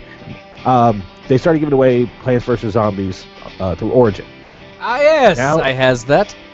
Now they have given away quite possibly the most addictive game, only second to Bejeweled. Zumba or Zuma? Peggle. Peggle. So I've already downloaded it. I'm already looking forward to it. To actually stream for unknown godly amounts of time next Thursday, I think it is. Next Thursday is my birthday, so I'm going to be doing a whole bunch of random streaming. Oh, okay. So wait. Happy birthday, Mr. Checking of the Cups. Happy alcohol. birthday Not enough. to you. See, everybody gets that. I will drink to forget that ever happened. We already have been drinking for it. Yes, and that's why it happened. Oh, you're lucky. You pre-gamed with the pre-game. Congratulations. Oh, yes. But- All right. I'm going to hang up on you guys now. All right, Cup. Cheers, Thank you Cupcheck. very much for joining us. We will catch you again next time. And with that, we are going to transition over to our friend Hando, or as in this case, Grandpa Hando. How are things going today, sir? He's still great, muted. great, Mr. He's Wade. still muted. I don't know if he's there. I don't know. I see him Hando, in the you video wall as though he's trying to speak into his little blue snowball there, but he's just looking Hando, the part you and not so much sounding the part. Oh, okay. Let's kick him and re-invite him, eh? Hando. No, that's right. He's getting hung up on until he can call us back with a working mic. What a noob. Oh wait, Noob, did I he come say. back already? I'm here. Ha! Look at that! I kick him and he comes right back like I got this. Ladies, gentlemen, and Cupcheck. How's everyone doing? Doing pretty good, we're sir. good over Yourself? here. I just wanted to earlier before there was a little bit of discussion about LOL, and I think Stoner may have mentioned it a little bit. But what was the game? Ken has a little bit more information about what was going on with this game, where we were actually doing very well against this one team. I was playing Nami, and I was just throwing bubbles down. It was great. I was grabbing players along with like a bunch of minions, and just I was just doing so well. And then we went and stole their kill, like they were going to go after one of the jungles. Oh, yes. And, so we were going towards Baron Nashor, which of course, well, actually, we were doing really well, and I think we died at one point, which was unusual, but the rest of us were recovering, buying items or whatever, and we were already ahead by like 25 kills, so it was weird that they killed us, but whatever. And we saw in one of the wards that I put down that they were at Baron, and we were like, oh, go, we gotta get there. We all ran in, and who was I playing against, Hando? Do you remember who I was playing as? I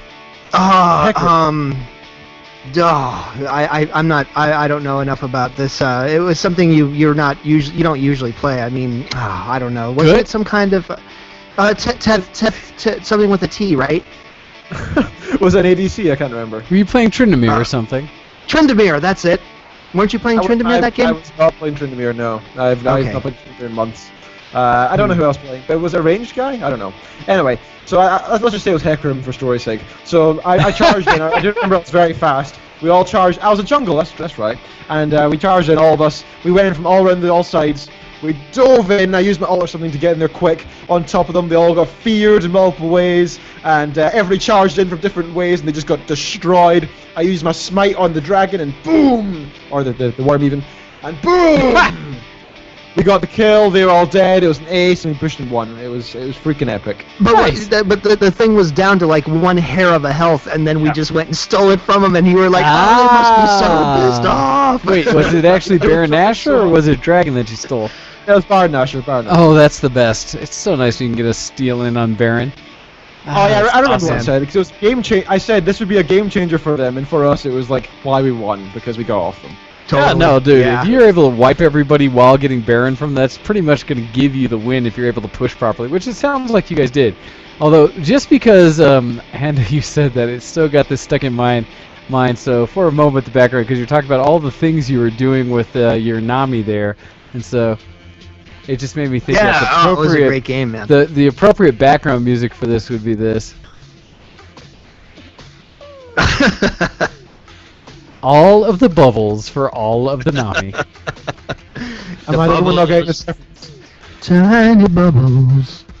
Well, so just so everyone can hear, I'll turn it off the voice for a second.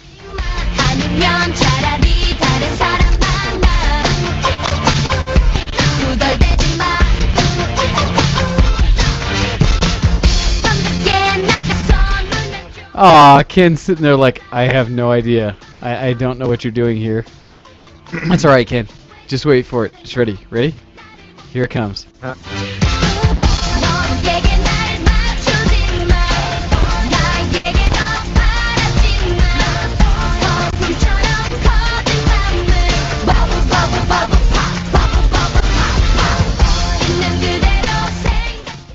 There you go, Ken. That was just for you. Anyhow, back see my comment in the IRC. That song's amazing. You shush yourself. So, the second thing I'd like to mention about this week, aside from playing a little bit of Hearthstone with Ken, let's see, I found out that I went and purchased Wolfenstein. Hey, guess what? I so should have done that. No. Here's what I found out. Found out after searching through the menu, Wolfenstein does not have a freaking PvP option. Okay. A premium game know this. does not have any PvP. There's no way you can play other players. It's just the story, and that's it. I'm like, wow, I should have done a little bit more research on that, because if I had known that, well, I mean, I did get it on the Steam Summer Sale, so I only paid 50% for it, but still, I'm like, I was like, wow, this game looks great. Let's see what it looks like in PvP. Nothing in the menu. Nothing there whatsoever. That does seem very odd for a game like Wolfenstein, because that is a game that was the predecessor to Doom and Quake and all those, so you'd think you would have nothing but deathmatch and stuff. Exactly. I imagine it'll come out with some DLC somehow, but for now I'm a little disappointed. We did the PvP thing on Tomb Raider, which was fun, even though I got shot a lot. So Even neat to though get in I that. seem to get taken advantage of a lot when I was shooting at Roxy. Aw. That's when Ken would always find a way to take advantage Hey, of look the at fact that that little I was bit of of course aiming at exposed Roxy's hand head, there. and then he would blow me away. But I did manage to shoot you in the face a couple times at point blank range. So that Whoa, was whoa, satisfying. whoa! That At point blank range? What are you talking about there, Hando? That's exactly what I meant. Of course not. But so the second thing I'd like to mention this week, which was I'm going to mention this because I really feel it encompasses the greater podcasting community. Nerdtacular happened this weekend, and yes. it was awesome. Which, if you guys did not see, Alpha Geek Radio is absolutely covering all things Nerdtacular like they do, including a live stream of the Double Clicks. Those gals are so much funny. And they had shows like that and coverage of the overall Nerdtacular experience. So if you missed out, check out alphageekradio.com and you'll be able to catch up on all things Nerdtacular. Yeah, University of Advancing Technology, they outdo themselves every year with this stuff, but this year, especially when they did the Double Clicks show, it was just, the sound was just so good. And I mean I do this for a living, so I know these things. I have some things I could make comments on about what I think Snowbird was providing for microphones as far as the panelists were concerned, but Gotcha. that's something, I don't want to get too much into There it. are challenges throughout. I often look at the way that cons throw up their microphones and whether they're streaming or casting or doing anything with it. I'm thinking, God, you guys could do so much more. Why don't you? But that's Well, not for me. I think it's a division of labor where it's University of Advancing Technology, where they are doing just the video and everything that's going off over the web. The video and the audio, everything that's coming to us, the people that can't attend there. Whatever's going on in-house is taken care of by the in-house people in Snowbird. And so therefore, I remember, I think it was maybe last year or the year before, I said, hey guys, University of Advanced Technology, can you do something about this or that in terms of the in-house audio? And they said, hey man, it's not our game, that's the in-house guys. And I was like, oh yes, that of course, because they've got to get their monies too. It's a contractual thing. It's like, it's almost like a union. It's like, well, this is our territory, you can't cross this line, and I have to deal with this all the time. So I'd really be interested in having a conversation with Gnomewise about it. Gnomewise, if you're, looking for a freelancer to ever come out and maybe help be a liaison with any of the, a Snowbird or the Woodstock people, or I'll work for a hotel room and food. You can feed me chips Hey, and Ando, Pepsi. I honestly think you should talk to them because the casuals have all the ins with all of those geeks, and since they provide the streams for essentially everybody out there that otherwise does video, Gnomewise and Alpha Geeks, he has done an amazing job of being the background participant in all things geek on the web, where he provides the bandwidth for people who want to listen through it via audio. And because of that, he knows all these famous peoples. Yeah, so you he's should definitely talk to him about that. I'd just like to say one little open letter thing to Gnomewise. Dude, you didn't do the, and I understand probably because you were trying to network and just kind of be there and just enjoy the event, but Gnomewise did this thing last year where in between the different panels, he would just kind of sit there and like pull people, like different podcasters out of the audience and sit them down and just like do a little interview with them just to kill the time in between the different panels, because otherwise it was just basically Dead air, walking and essentially, music yeah. going on. Yeah, and so, I mean, I understand his reasoning for that, but I have to say, dude, I really miss that, because that was just, it just amps it up a little bit, the event in general. So, but anyway, yeah, that happened. Oh, and I mean, now thinking about it, Nerdtacular happened. If you listen to Scott Johnson describe it, he says it happened all because he basically invited a few of his listeners, like almost 10 years ago, to come and have a barbecue at his place. And then it just progressed from there. So He didn't invite me. I'm quite jealous, just saying. I say that we should all have our beginners. The beginning thing should be Ken's reception, and then we'll just make a con out of it from there. Oh, dude, we absolutely, as it was said earlier in the IRC, we need to make KenCon 2014 happen. KenCon. See, I'm going to be starting it. I'm going to be showing up. So anyone else is welcome, as far as I'm concerned, to show up in Edinburgh somewhere just after Christmas to be able to hang out with VTW's people. So if you're in the UK or would like to be, find your way there, and we'll all meet up in the lower Scottish lands, northern UK, and get drunk. The first annual KenCon. Enjoy each other as cons. Well, it's something that a lot of people on the network have wanted to try for a while, to try to get a VTW con to go. We did it once in Vegas, where back in the day we got a VTW con together, where we got to meet up with a lot of friends and such around because we got drunk as hell with Gnomewise outside of. That was for the cupcake incident. Was it God, cupcake? no, actually no. This is before Cupcake. Cupcake was from the first CES we all went to. No, this was from. The picture I have of Gnomewise passed out between a wall and a bed that he refuses to admit occurred, because we got him drunk from the moment he rolled into town at our tent that we had outside the pool, where we basically said, "Hey, welcome, beer," and started him drinking from the get-go. He was so drunk that night. Anyhow, but yes, we definitely need to have a screenshot of that. It was so good. It was so much fun. So yeah, and then Copy's been pestering me for quite some time, saying that we need to have a VTW con. So we do. We just need to get everybody involved to see how we could get everyone into the same location, so that we could just enjoy each other's company. Alcohol, alcohol, alcohol. Anyhow.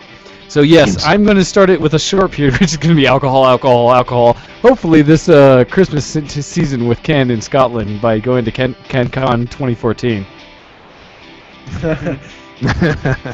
I do like the idea of KenCon, although am I invited? Am I allowed there? I don't know. I'm pretty sure I've already invited like Kitten everybody else. and have been already inviting a few others. So it'd be nice if you showed up, since it is KenCon, but we're inviting others regardless of you. You know what would happen? We would doom that con to never become big by calling it KenCon. You say that, and yet something tells me we could probably get some amazing con out of KenCon. You might be surprised, sir. Oh jeez. It'll be a Scottish-themed con. Oh, it'll be horrible. To be everybody in kilts with controllers. And you'd have to play guitar on stage in front of everybody. Ooh, make Ken actually perform in person, like in front of people. That'd be awesome. So it's not like a celebration of Ken. It's more like, let's torture him. Yeah! I like it. Burning Man, and we have KenCon. It's basically the same thing. Look forward to awesome. that. Oh, no, that is wonderful. So, Mr. Hando, did you have anything else you wanted to bring up for us today, as we were talking about things and having call-in guests, which is wonderful. Much appreciated. I believe that covers my week. Find me at Hando VTW at Hando VTW on Twitter. Thanks, guys. Thank you very much for joining us this week, Mr. Hando, with your snowball mic and everything like that. It's nice to have some good audio quality on the show. Not that Ken doesn't provide it with his better than mine Yeti. What? Pause? Yeah. Are you seriously jumping in the War Thunder? Bastard. Anyhow, we will continue to talk about things that are actually geeky, or actually newsworthy in this case. And so with that, let's officially introduce it with technology, news, and more today on the Geekoscope. Even though we promised ourselves that we would have far more news this week, instead of just being loving ourselves, because that is not, for anyone who's listening new this week, what our show's all about. It's seriously not just us saying, hey, we're cool. It's talking about news and stuff. Ken, do you have an article for us? Oh, wait, you have a story for us.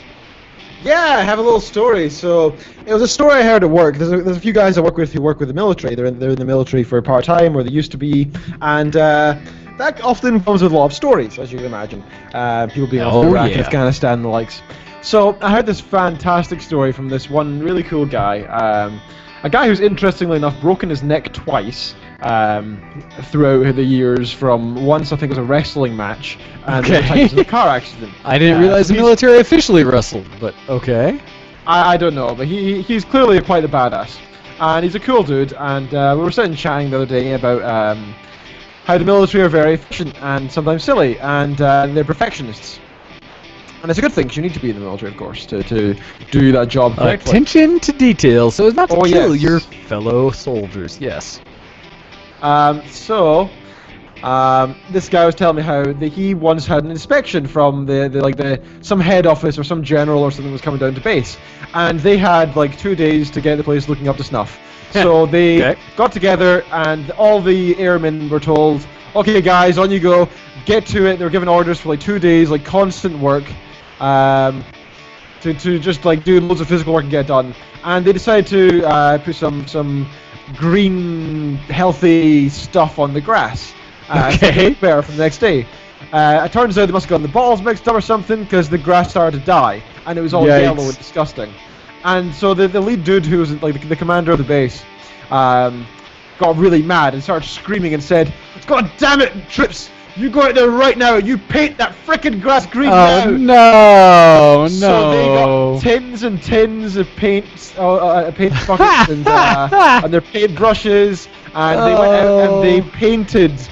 There was like these 20 very highly paid airmen, like technical guys, on something like, a couple thousand a day, and they're out there with paintbrushes doing leaf by leaf for when the general drives past for those 2 seconds. That's hilarious and terrible, because it's true. So they spent days doing it, and they said it worked. It looked beautiful, and they had no idea. They actually said that the base looks amazing. They were very impressed. The grass all died the day after, but What? It can't breathe through all that paint?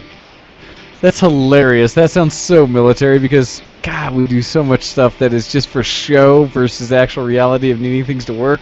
It's not all for show. It's for that's all training, really. That's some of the best. Yeah. That's back to that attention to detail things, right? Yeah. You will get the job done. You'll get your job done right. That's exactly what that's all about. That's horrible. Horrible, I tell you.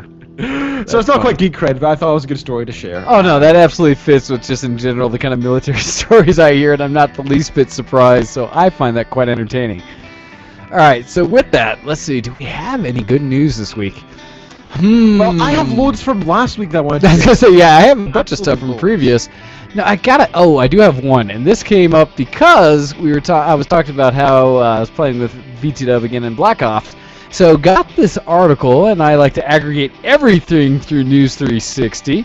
Pause, I hope you'll enjoy this. But this one comes from charlieintel.com, and specifically says, there's twice as many players playing Black Ops 2 than Ghost on the PC. It says Call of Duty games got their start on PC over 11 years ago when Infinity Ward released Call of Duty 1. Ever since then, we've seen a new Call of Duty release every year, which each game always beating the last title in player count, number sales, and more. This year, that seems to have been reversed, especially for the PC platform. Call of Duty Black Ops 2 Treyarch 2012 release has twice as many players than Call of Duty Ghosts, which released just 7 months ago, according to PC Games, and Black Ops 2's peak number is 9,040 players, while Call of Duty Ghosts is a mere 4,574 players today. However, it doesn't stop there. Modern Warfare 2 and Modern Warfare 3 both peaked higher than Ghost at many times. Modern Warfare 2 has 4,700 players, and Modern Warfare 3 has 6,200 players last time we checked. So it's hilarious to see that, because we have agreed multiple times that Black Ops 2 is currently, I would say, the best of the Modern Warfare series that is out, and that is why VTW tends to spend its time there instead of Ghosts, which is terrible and horrible, and people spend way too much money on it, although Pause tends to say that they finally patched it to a point where it's at least playable. So I thought that was a fun bit of news, just to say that go figure, and it just matches up with what we do in our guild, that we play more Black Ops 2 than any of us play Ghosts, because that game, God. Anyhow, what do you have for us, Ken? Oh, so much. So this is one we were both going to touch on last week, and we were trying to fight over who should get the article, and then we didn't even do it. So let's jump on this one. Now, I've actually stopped playing again. As we were all waiting for. World of Warcraft. Done with it again. I mean, yes, go ahead, Ken. I unsubscribed because I was finished. Because the game's terrible. Anyhow, it's not bad. I still enjoy. I'll be back in like 7 months. Terrible. There's no point paying for it when I'm not playing it enough. I'm too busy playing other games. Because it's terrible. MMOs take you away from the brilliance of better games that come out. Just stop. Play new games. Yes, Ken. What were you going to tell us? All I'm doing now is just grinding in Minecraft instead. And yet somehow still more rewarding than a multi-billion-dollar game like WoW. Go ahead. Anyway, player Double Agent first became interested in whether such a thing was possible, you'll see in a moment, when the Pandaren race were introduced in the midst of Pandaria expansion. As they start their journey as faction-neutral entities before being asked to troop aside level 10, he wondered if Panda. Yes. He was wondering if it'd be achievable to avoid this and shun this choice, and instead hit max level as a neutral character. It'd mean he would be able to leave the Pandaren starting area, as access is gated by the quest that sorts you into your faction, but surely it could still be done. Well, as it turns out, it can. Double Agent hit level 90 on June 21st, 2014, after a whooping 173.5 days of playing, which translates into 4,164 hours. Oh, The quest began back in September 2012 and was done by utilizing herbs and mining nodes in the zone for their meager XP offerings once the quest dried up and mobs stopped providing experience due to their low level. Speaking about his journey on the Warcraft forums, he explained he probably would have given up yonks ago if a friend hadn't challenged him by saying he'd never do it. You won't ever do that. Oh, yeah? Stubborn streaks kicked in. Apparently it offers a change from the normal. Plus, it's pretty easy to do when I have TV shows or movies that I can catch up on, more so than trying to do that during a battleground or raid. Yeah, WoW is mindless. With the release of Warlords of Draenor later this year, he plans to hit level 100 while still in the starter area. Whether he's committed so whether he's committed or just in need of being committed, I see what he did there. He's managed to achieve something truly unique that no one's replicated in a decade since Warcraft launched. For that, we salute him. So that's kind of a shame. Also means he can't do like looking for dungeon or looking for raid because there's nobody in his faction. Yeah, exactly. He's neutral. Well, though I do give him credit for trying to break the game, essentially saying that I do not want to choose a faction. I am a panda, and therefore I want to be neutral forever. Which credit given, but oh my God, could you not have put that time towards anything else more meaningful in your life? Now I give him credit. There are now articles written about him because he did this. A double agent. Good job. But seriously? God, there's so many other things you could have been doing. Yeah, but people say that about video games in general. If you put how many hours we play still, video games, he went to the point where he couldn't even quest anymore or kill creatures because they gave no XP. He had to level up his crafting. You're questioning what he calls fun, just like what people say with us in gaming in general. So bad. But you don't understand, Ken. Some people are just wrong. Wrong! Wrong! Well, Wrong! Opinion is Yes!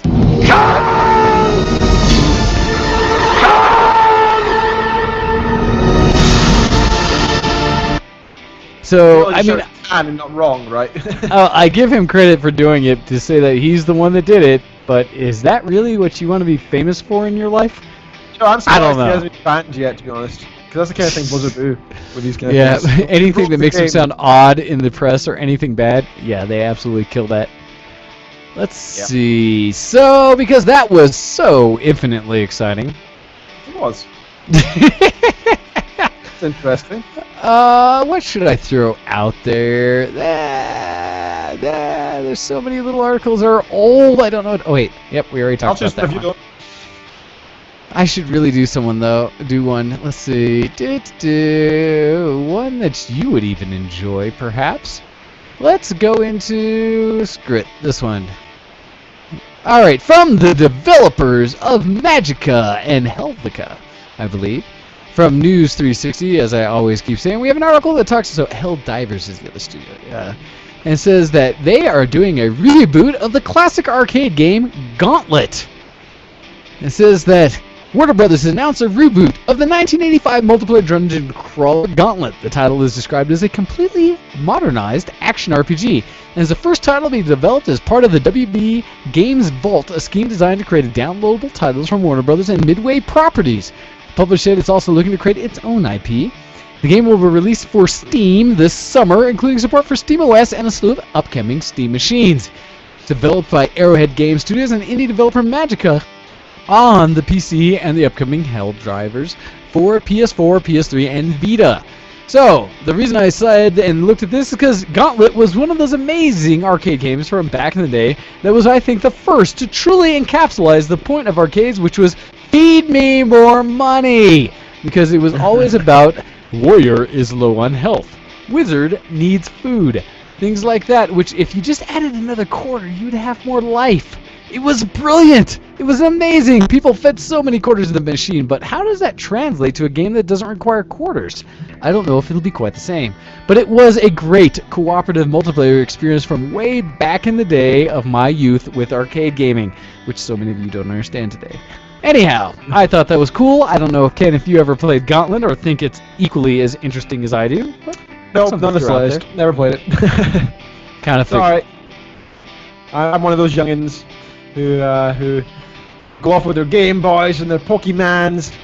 Yeah, not even their Game Boys, with their Game Boy like DSs. Totally different than a Game Boy. I don't have those. I only have a color. Because I'm somewhat old school in that sense. So, like Hando mentioned, I played a little bit of Hearthstone this week. I played 2 games, I think, against Hando, and kicked his ass. And so I want to talk about the new expansion that'll be coming out for Hearthstone very shortly. If my article would load, come on, Google, what are you doing? Seriously, man, come on. You can do it. I believe in you. What is it doing? An error has occurred. What the hell, IGN? Okay, there we go. Sorry. According to Blizzard community manager Arati, who wrote on the Battle.net forums, that while there was still a lot of bug fixes to do, things are looking good. Just wanted to give everyone a heads up that we are currently targeting to release Curse of Naxxramas during the month of July. So that's very, very shortly, he revealed. Unfortunately, we still have a lot of implementing and bug fixes to get through, so please stay tuned. With that said, we are also targeting to reveal pricing details regarding Curse of Naxxramas. Oh, I thought it was free. Huh. Pricing details regarding Curse of Naxxramas next week on July 1st. So please keep an eye out for that. That's interesting. I really had no idea. That is quite interesting. Did you know that, sir? Did you know that Curse of Naxxramas for Hearthstone is actually costs money? I thought it was free. What? How could you really? Hearthstone itself is like a free game, isn't it? Yeah, exactly. So that's interesting. Oh, wait, here we go. According to the comments, the first part's free, the rest will be charged with either money or gold. So that's fine if you can play with in-game currency. As long as you can get stuff in-game, then it's okay-ish. Although, since I play Hearthstone all of ever, I don't think I'll ever unlock anything. So that's interesting. I look forward to finding out more about that. Because I'm a big fan of Hearthstone, and I certainly hope that we can continue to play for free if you so wish, and have the in-game purchasing of decks, because they're clearly making a lot of money off that, because it's, you're buying virtual things. There's no cost involved. Because that is Blizzard's model. Let's sell you things that really don't matter. It's a good model. Right. It's something. I'm gonna steal one more because that was short. Okay. Without even asking your permission, because I'm evil that way. The Sims 4 is launching without swimming pools or toddlers. What? Wait, now, toddlers I don't give a rat's rear about, but... Yeah, but how are we going to kill them? I was going to say, that's how we used to put them in a pool, take out the ladder, and watch them drown. That was the fun way of killing your Sims. Beats me, my man. Beats me. A new developer blog from Maxis' Ryan Goffnin, I think is how you say his name, explains that the 2 features may be introduced later, but nothing is guaranteed. Weak. Of course it's going to be implemented later. They have like 1 billion DLCs for each game. Of course it's going to be implemented later. Exactly. That game survives off of DLC. Yeah. Both changes have managed to draw the ire of fans, with some concern that both the pools and toddlers will be saved for a future expansion pack for the game. Yes. The developer in no way implies this is the case, however, saying, while we recognize that some of you will be disappointed that pools and toddlers won't be available in The Sims 4 base game, look, it's interesting how he mentions base game there. Yes, meaning we already are ready to sell it to you later. You should know that we are building an incredibly strong foundation. Again, foundation that is capable of fulfilling every one of your desires in the years to come. Ooh, every one of your desires?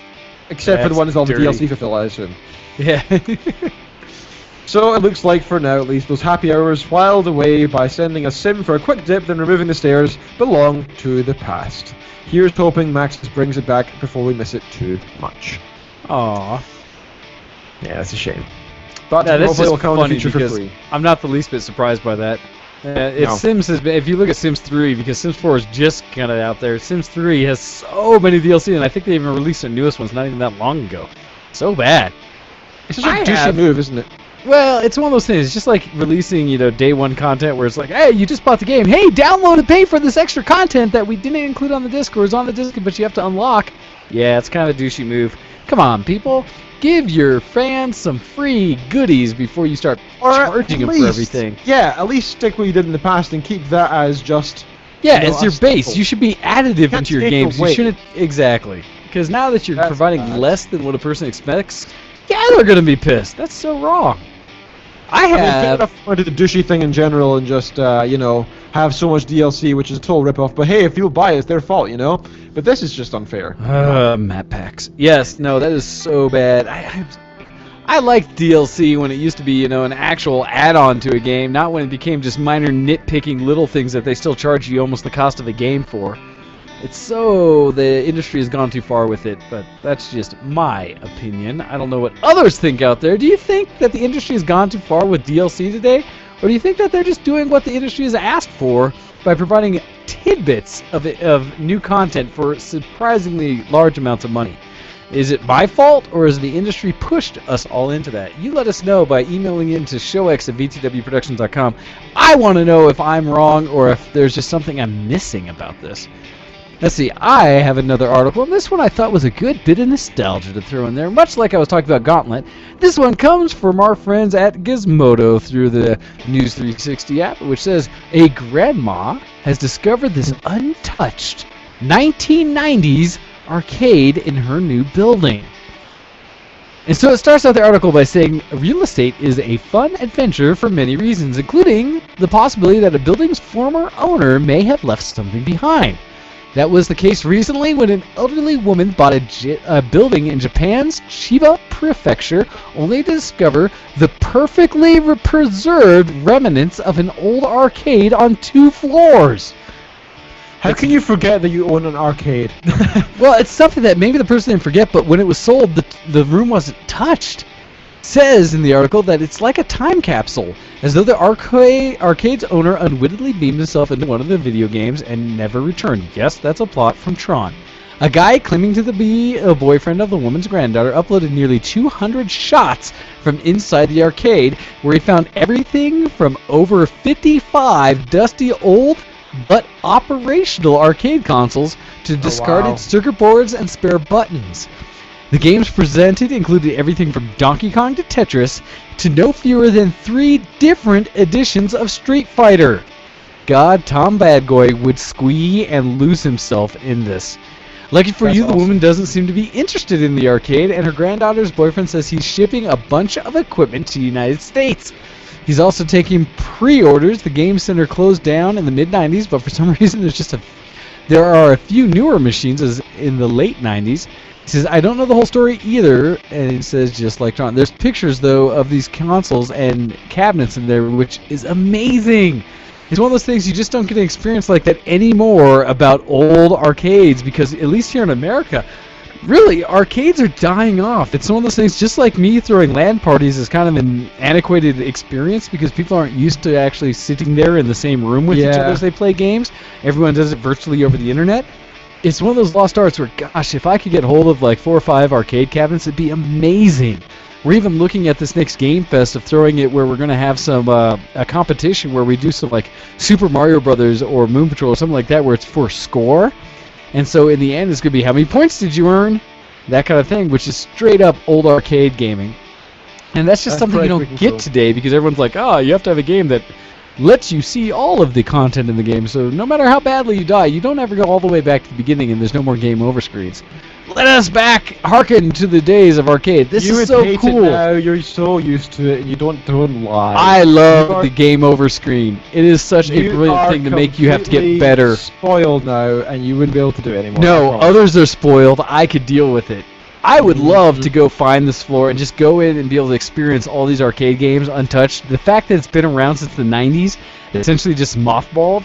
God, if I could get in there for just a day or two and play the games, it would be an amazing experience. We have little bits of it today with the resurgence of arcade bars, but there's nothing like having a true dedicated arcade back in the day where you could throw your quarter on the screen and really enjoy it. And it's funny because that's one of the stories we had from Comic-Con where Tom Bad Guy and the Tort group, the Tale of Relevant Thoughts guys, went down to the 1-Up and they were playing some arcade games.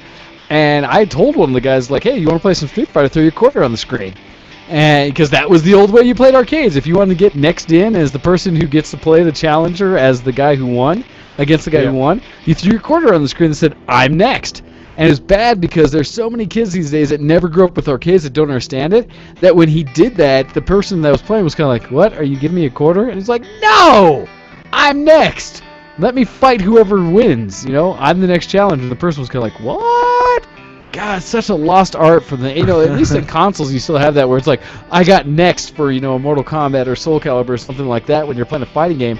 But to have it back in the arcade, it was so direct just to throw your quarter on the screen and say, I'm going to challenge whoever thinks they're the badass here that's been winning, and I'm going to take them out. God, I so miss things like that's that. cool. Like, the social aspect's fun, but it's not modern anymore. That's not how it's done anymore. It's not about modern. It's about being social and playing games with friends in real life. It's about people would make money now. Hey, the bars have shown that you can still make money by giving you that old experience. I'm so disappointed that others can't figure that out. Grant, I don't know if you could truly do an arcade today because Dave & Buster's, the things that we have locally as chains that are sort of arcades, are not really. All they have is shooting games, racing games, and BS carnival games where you earn tickets. I want old-fashioned arcade games where I can play some Galaga, some Q*bert, some Miss Pac-Man, some Donkey Kong, all the originals that were good, where it was about putting the top score on the board, not about like having to sit there and play for hours or get tickets so you can win some stuffed nonsense. Back when I was a kid, people knew how to play video games and with each other and stuff. There wasn't all this fancy internet nonsense where people didn't actually have to see each other's faces. Sorry, You dude, had you to don't sound know old. somebody. You sound like a soccer mom right now, not old. What? Like a soccer mom? Think How so. dare you, sir? Soccer mom. How can you even say the word soccer with the World Cup going on? I thought that goes against your your blood. Oh, it's on. It is on. Come on. Wait, how far did Scotland make it in the World Cup this year? Oh, that's right. Did America do better? What? Oh no, you're offending me. I don't care about. How did America do better than like any other country in the World Cup? I didn't think we even considered that a sport. What? Hi, Ken. If you keep that up, I'm gonna barge in and burn down your White House again. Good luck with that, sir. Yes, what do you guys have? Some cave in the hills or something that you consider your national monument? Something that reaches back to the days of when you were young and, early Scottish nation when all you had was pig intestines, sheep intestines and sheep arses to keep yourself warm? I'm going to splice this episode in little clips, and then I'm going to play it at the reception. And 300 guys are going to turn and look at you.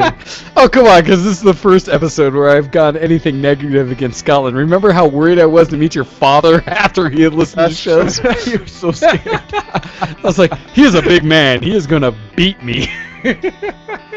No, he loves you. You're like his best friend. That's all right. It all worked out for the end.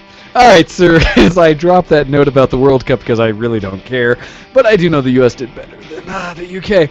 Beyond that, I will say that it's time for us to wrap up the show. You're right. It wasn't a log throwing competition or anything like that where you would actually pay attention, or rock throwing, I guess. A manly competition, you mean? No, it's not. Yes, how many layers of the kilt can you have before you actually feel the chill of the Scottish Isles? I've been arse. I've been drinking. What can I say? It is time for us to wrap up this episode of Show X. Ken, would you please do us the honor? This show is sponsored by the KKK, apparently, some racists and some other racist groups. Speaking of which, I quit. This is my last show. Goodbye. Don't worry, guys. I'll send him some box haggis or something. He'll be happy. Uh-huh. He does like the store-bought better than he does a restaurant. Uh-huh. You've been listening to ShowX on BTWProductions.com. We follow us on Twitter if you want, I guess. Check out the forums. Oh, dude! I totally forgot to talk about the art contest today. I posted things.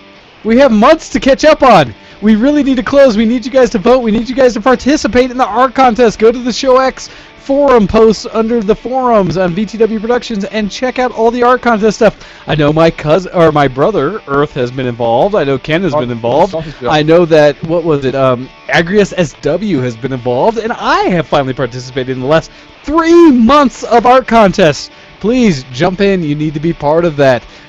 All right, Ken, continue. And finally, gaming night tonight, straight after the show. Come join in for some League of Legends, other games, whatever you want to play. We'll all be in Ventrilo. Come join us. Yes, very much so. So with that, you've been listening to Show X on VTWProductions.com. No, we do not hate the Scots because Ken's won, so therefore we can't, right? We just earned make our fun of X them today, didn't we? Oh, check out all the shows on VTWProductions.com. Check out Tales of Relevant Thought, No Excuses, The Indeed Podcast, Geek.io, our friends at, what is that one? It's Nichols and Pusher. All the shows that are involved, as well as our friends over at Alpha Geek Radio with the Casually Hardcore group. They have been doing nerdtacular coverage. If you haven't checked it out, please go check out alphageekradio.com and you'll be able to see all things nerdy, geeky, and otherwise, talking with a bunch of famous people and such, because Gnomewise is so good at that. So, you've been listening to Show X on VTWProduction.com, and it is time for us to call it quits for the week. We will be on again next week, although in the future I have to run away again, and Ken will be running things later in the month, so we'll see how that partakes. Alright, catch you all next week. We've enjoyed it. Have fun. Bye! Goodbye. See you next zombie. Good night. Also, God. Robert